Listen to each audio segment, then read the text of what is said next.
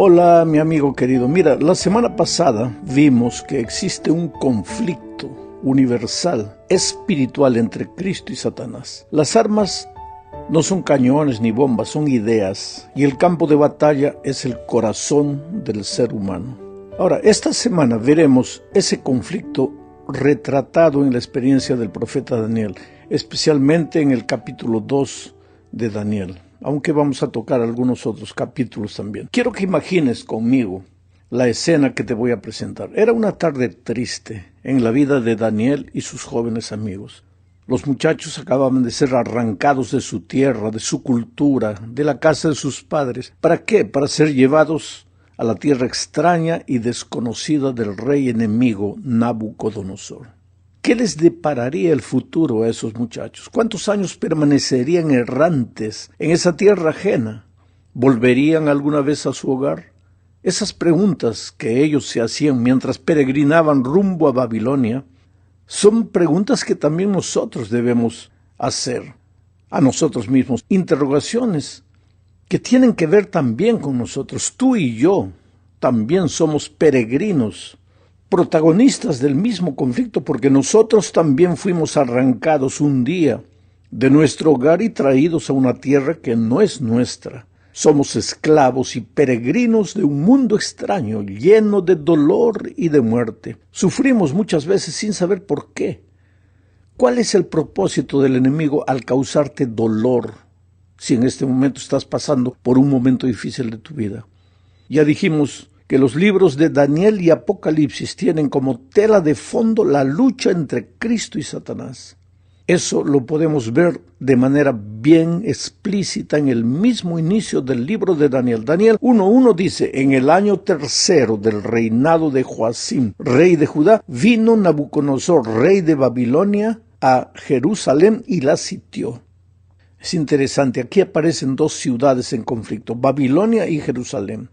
Es interesante notar que estas dos ciudades son mencionadas muchas veces a lo largo de la Biblia. La primera vez que Babilonia aparece es en el capítulo 11 de Génesis, por ocasión de la construcción de la Torre de Babel. ¿Te acuerdas? Los seres humanos estaban desafiando la soberanía divina. Querían construir una torre tan alta cuya cúspide llegara al cielo.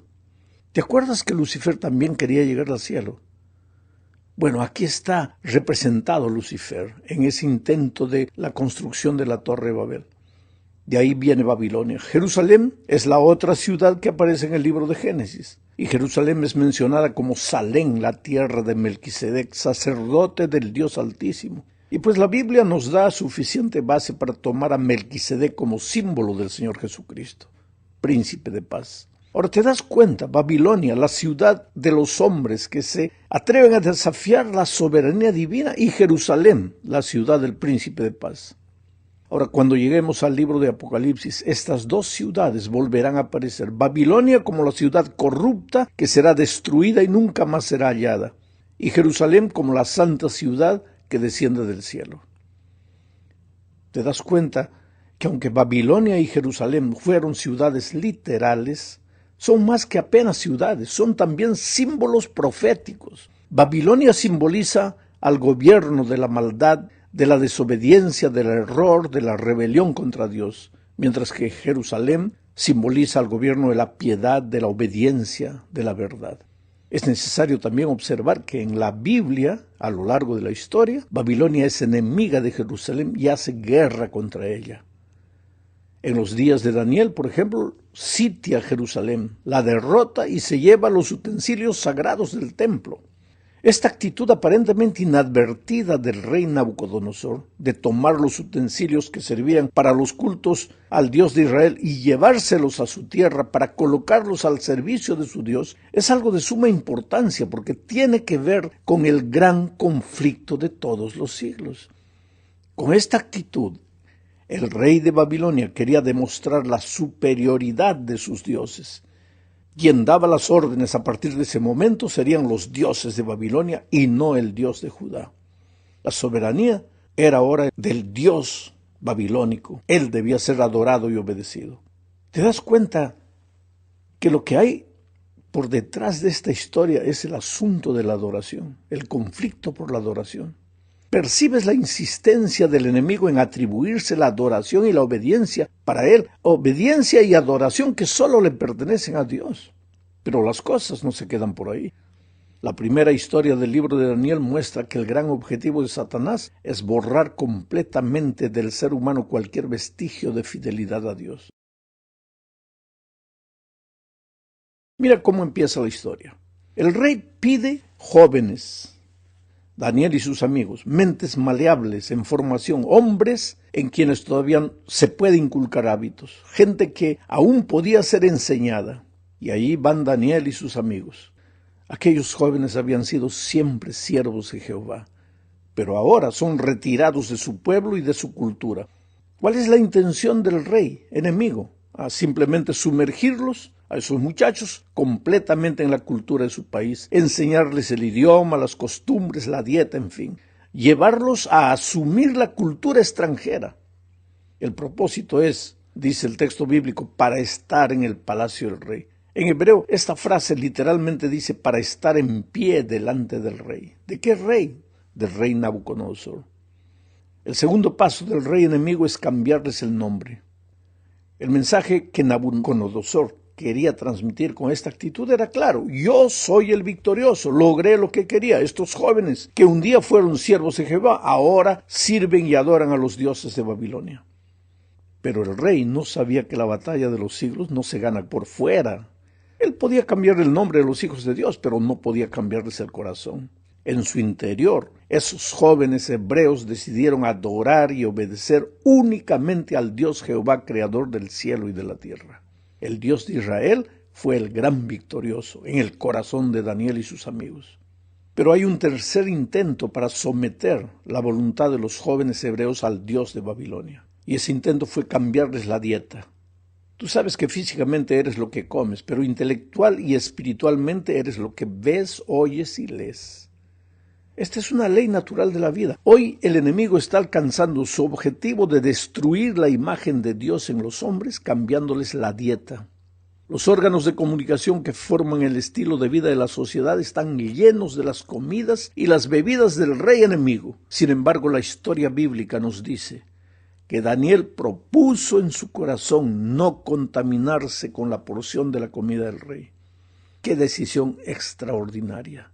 La verdadera batalla no estaba siendo peleada solamente entre dos naciones. La verdadera lucha era por el control del corazón humano, y los jóvenes hebreos, aunque derrotados desde el punto de vista humano, fueron victoriosos en el terreno espiritual. Decidieron que solo servirían al Dios vivo de Israel. El relato bíblico dice: y puso Dios a Daniel en gracia y en buena voluntad con el jefe de los eunucos. ¿Te das cuenta que hasta el enemigo llega a admirar la fidelidad de un hijo de Dios? No existe argumento para ceder a las presiones, por más fuertes que éstas sean. El mundo está dispuesto a rendirse delante de las evidencias que muestran el poder de Dios actuando en favor de su pueblo fiel. El resultado de todo esto fue que después, cuando el rey consultó con los jóvenes hebreos, dice el texto, en todo asunto de sabiduría e inteligencia que el rey les consultó, los halló 10 veces mejores que todos los magos y astrólogos que había en todo su reino. Nota la manera sutil ahora con la cual el rey de Babilonia intentó borrar de los jóvenes hebreos cualquier vestigio de fidelidad, adoración y obediencia al rey de Israel.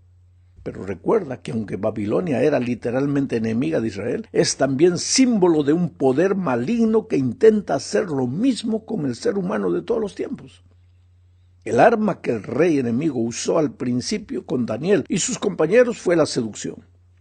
A estos jóvenes se les prometió ventajas, se les dio nombres sofisticados, se les ofreció la comida del rey, se los colocó en un grupo privilegiado para recibir una educación especial. Se les dijo que serían mejores de lo que eran en su país. Daniel y sus compañeros no fueron obligados a nada.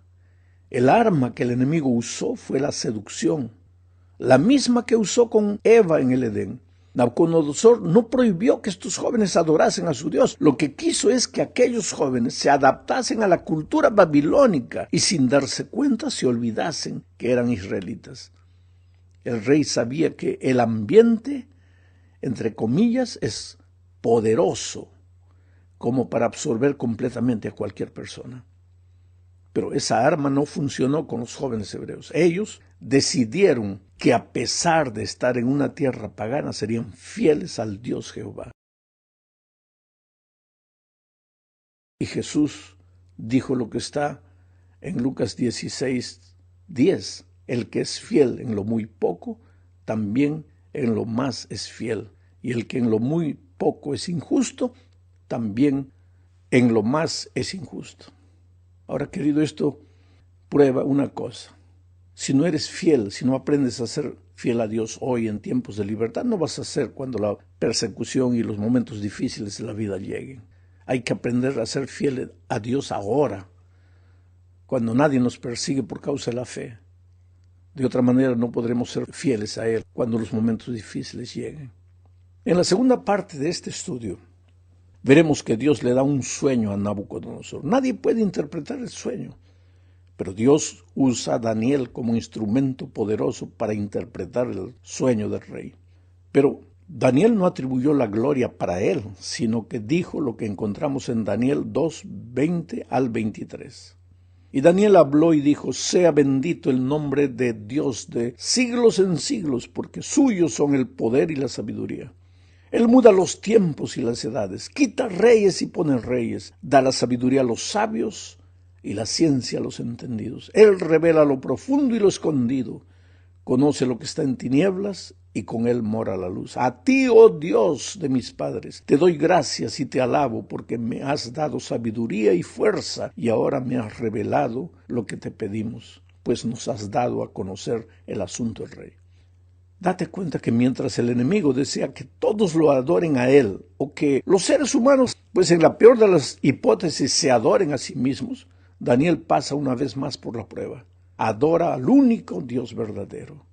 En ese sueño de Nabucodonosor, pues Dios le revela la historia universal, el desfile de todos los imperios a Nabucodonosor, y le muestra que Dios está en el control de la historia, aunque muchas veces los reyes humanos piensan que ellos están en el control de la historia. Quien controla la historia es Dios.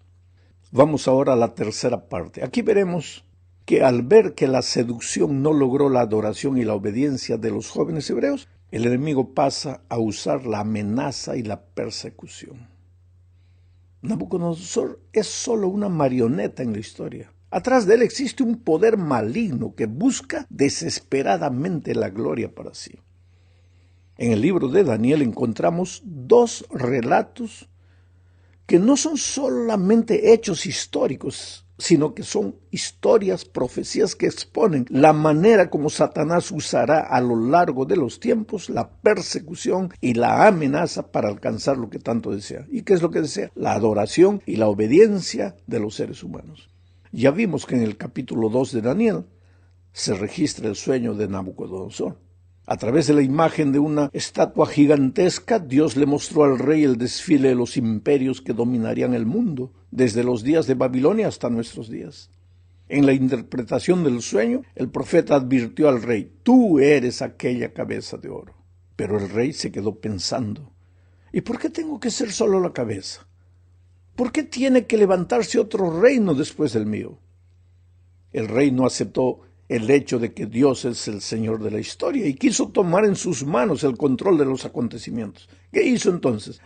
El rey Nabucodonosor hizo una estatua de oro cuya altura era de 70 codos y su anchura de 6 codos. Se levantó en el campo de Dura, en la provincia de Babilonia. Oh, querido, era mucho, mucho oro. En su sueño, Nabucodonosor estaba representado solo por la cabeza, pero el rey mandó construir toda la estatua de oro.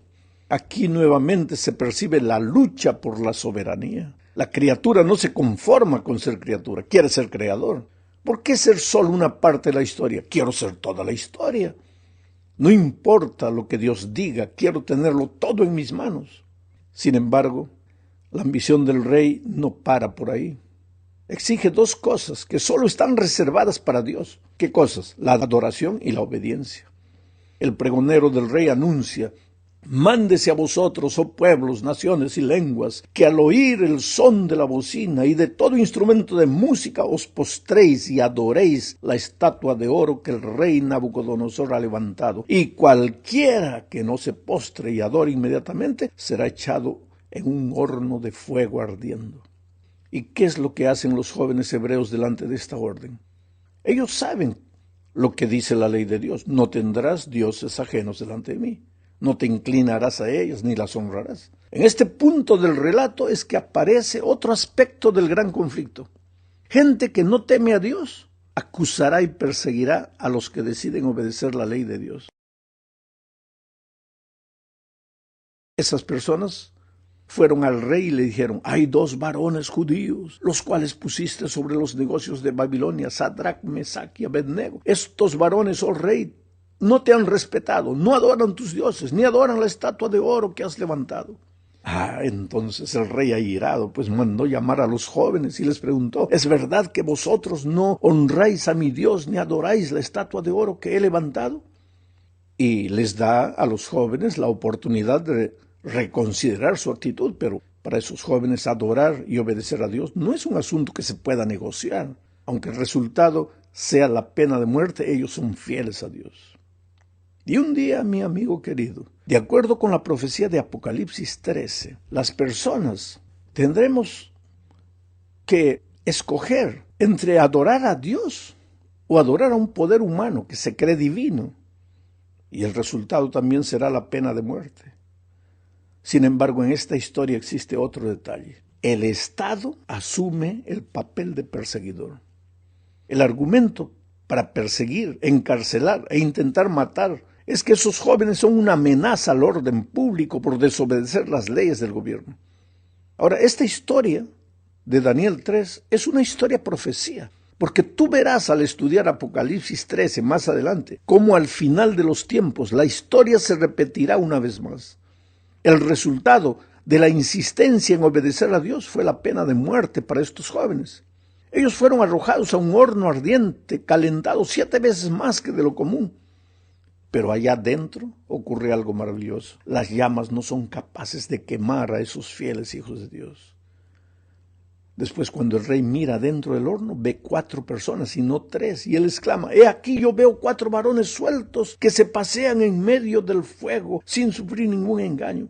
Y el aspecto del cuarto es semejante al Hijo de los dioses. ¿Quién piensas que era ese cuarto? Naturalmente el Señor Jesucristo. Y aquí él prueba que nunca, pase lo que pase por causa de tu fe, nunca te dejarás solo. Puede haber prisión, puede haber persecución, puede haber sufrimiento, dolor, pero nunca estarás solo.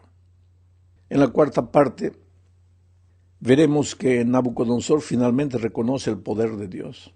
Se queda loco por 7 años, como un animal viviendo en el campo, y en su miseria pues no le queda otro camino que reconocer el poder de Dios. ¿Sabes que el Señor permite que muchas veces sus hijos pasen por el valle del dolor y del sufrimiento? Porque es la única manera de despertarlos del sopor espiritual. El rey se convierte después de eso y reconoce la soberanía de Jehová de los ejércitos. Yo te pregunto, ¿hasta cuánto Dios va a esperar para que tú te entregues al Señor Jesucristo?